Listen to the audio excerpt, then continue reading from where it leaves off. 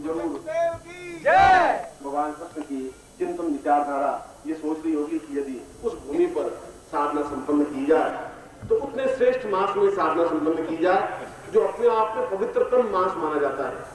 इसलिए कार्तिक मास अपने आप में पूर्णता का प्रतीक मास है। यदि आपने कार्तिक मास देखे तो कार्तिक में 4 अमावस्या है, एक अमावस्या नहीं है। आपने तो एक अमावस्या सुनी, कार्तिक कृष्ण पक्ष अमावस्या को, अमावस्या दीपावली की रात्रि को अमावस्या कहते हैं। मगर इसके अलावा शास्त्रों में, और बहुत पुराने शास्त्रों में नहीं, गीता में, मैं जब कुरुक्षेत्र में बात करूंगा तो फिर गीता का आधार लेकर के बात करूंगा। गीता में स्वयं 4 अमावस्याओं का वर्णन कार्तिक महीने में किया गया है कि कार्तिक में 4 अमावस्या है। उसको वश में करने की क्रिया का विशेष स्थान, उसको काल कहते हैं। मैंने तुम्हें कहा काल, पात्र और समय को चिंतन करना चाहिए। वश्या का मतलब है पूर्ण वशीकरण, अनुकूल बना देना, अपने अनुकूल बना देना। उस रात्रि को अपनी साधना के अनुकूल बनाने की क्रिया को वश्या है। कार्तिक मास में 4 अमावस्याओं का प्रयोग किया गया। ज्योतिष के ग्रंथ में भी 4 अमावस्याओं का वर्णन है। यदि आप ज्योतिष ग्रंथ पढ़े हो वराहमिहिर के, तो वराहमिहिर ने स्वयं ताजिक नीलकंठी में, जो महत्वपूर्ण पुस्तक है, ज्योतिष जिसने जानना होगा, पढ़ा होगा, तो ताजिक नीलकंठी जरूर पढ़ी होगी। ताजिक नीलकंठी में कार्तिक मास में, केवल कार्तिक मास में, प्रत्येक मास में नहीं, यूं तो 4 महीने बहुत महत्वपूर्ण माने गए। वैशाख महीना, आषाढ़ महीना, कार्तिक महीना और माघ महीना।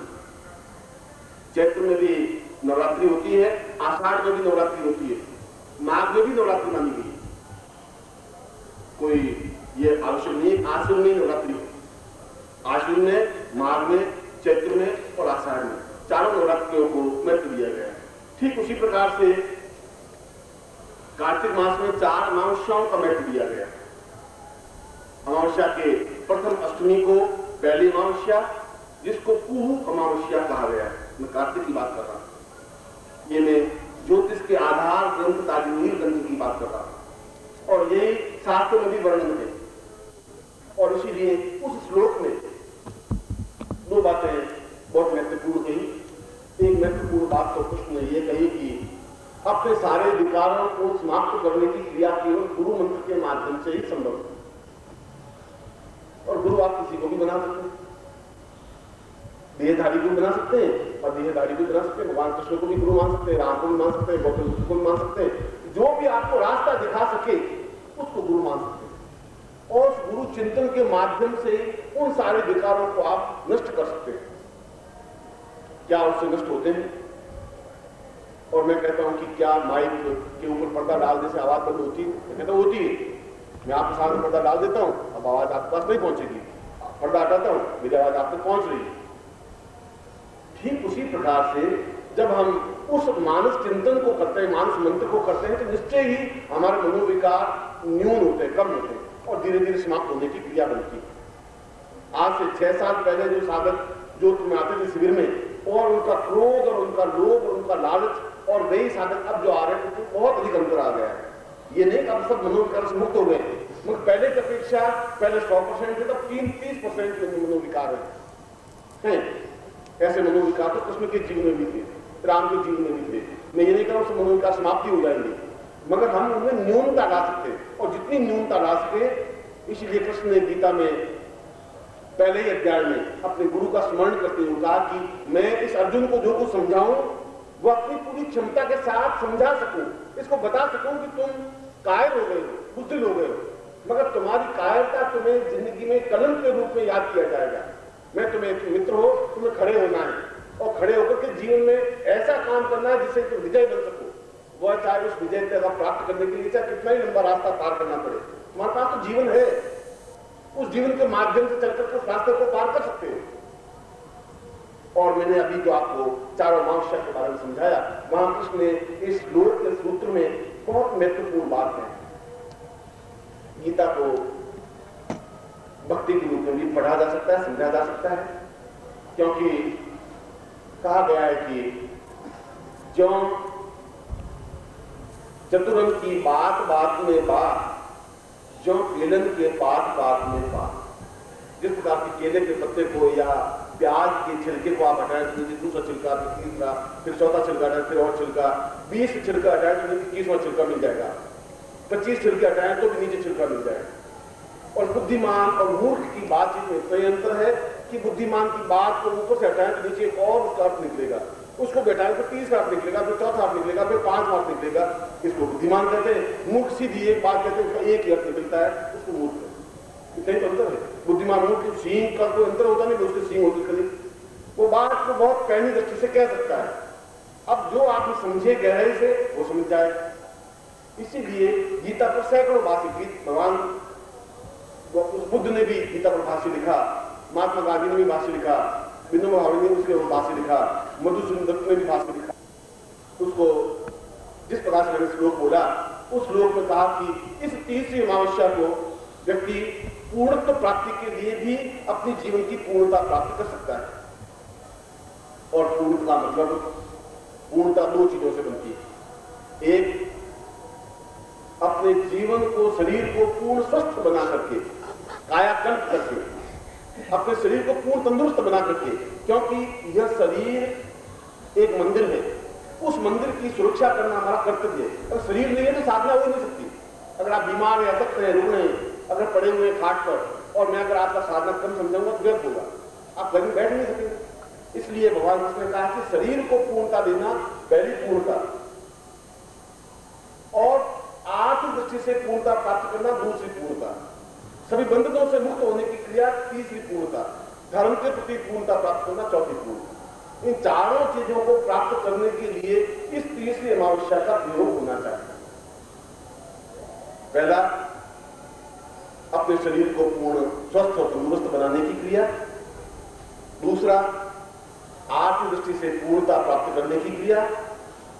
तीसरा, अपने जीवन में उस पारिवारिक दृष्टि से सफलताओं के अग्रसर होने की क्रिया। और चौथा, धर्म के माध्यम से अपने जीवन को पवित्र और दिव्य उदात्त बनाने की क्रिया, जिससे कि सारे झंझटों से, सारे बंधनों से मुक्त हो सके, स्वतंत्र हो सके, अपने जीवन को पूर्णता के साथ ईश्वर के चरणों में चिंतन के साथ पूर्णता दे सके, मगर वैसा कि हम इस पर तटस्थता से देख करके आगे बढ़ सके। उसने और 2 बातें दी। कल का दिन, क्योंकि आज मुझे आना था आपके सामने सुबह 11 बजे, और इन लोगों ने घूमते घामते मुझे पहुंचाया 4:30 बजे, 5 बजे।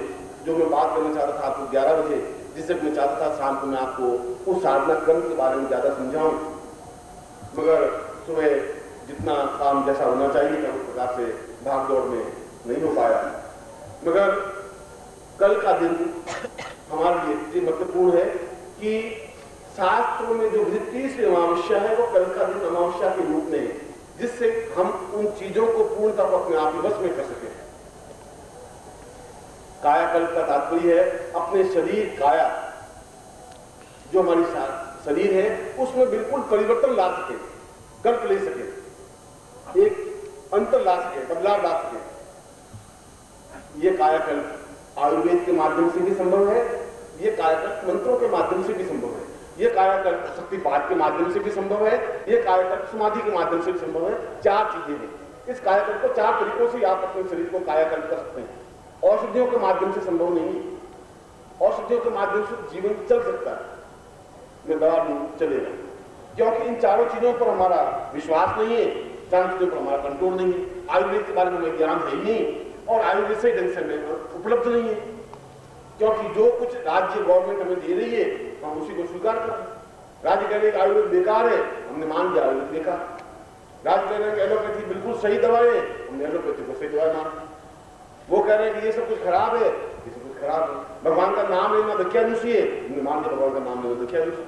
चोटी रखना अपने आप में अच्छा नहीं है, हमने मान लिया चोटी रखना अच्छा नहीं, क्योंकि हम तो गवर्नमेंट की आंखों से देखते हैं, अपनी आंखों से तो खोलते नहीं, देखते नहीं, चिंतन नहीं करते। आयुर्वेद के माध्यम से भी कायाकल्प की क्रियाएं संभव हैं, यदि सही ढंग से आयुर्वेद के माध्यम से उस प्रकार के औषधियों को मिला करके औषधि बनाई जाए।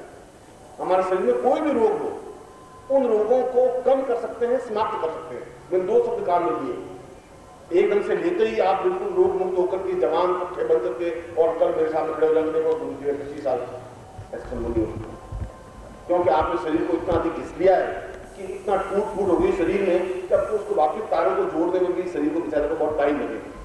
निर्दयता से जितना आपने अत्याचार शरीर पर करना है कर रहे हैं, निश्चित रूप से कर रहे हैं।